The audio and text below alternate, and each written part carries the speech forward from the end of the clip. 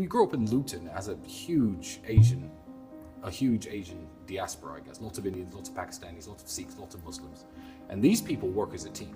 It's one of the reasons they outcompete British people, native British people, in almost every single metric. And we knew a guy named Bali. I hope Andrew hasn't told you this. No. So he was a lawyer, probably £50,000 a year, and he drove a $400,000 Ferrari, a £400,000 Ferrari, and a £500,000 Rolls Royce sometimes.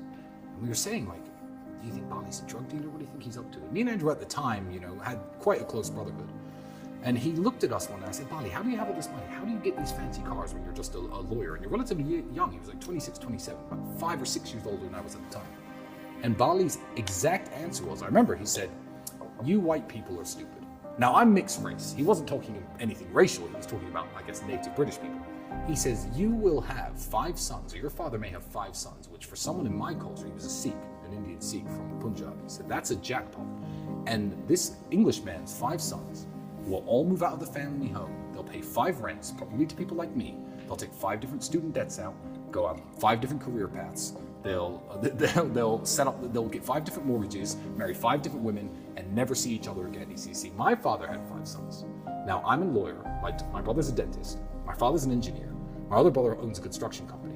And every single skill set that they needed to flourish was within the household. So we all live in the family home.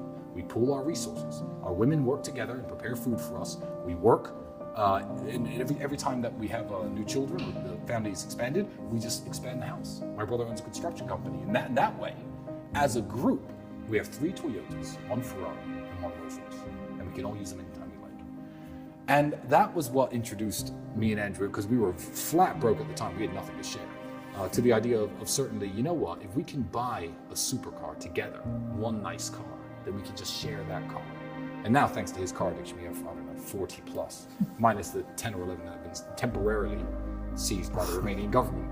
But yeah, it introduced us, I guess, to the concept of pooling your resources and sharing. And you know what?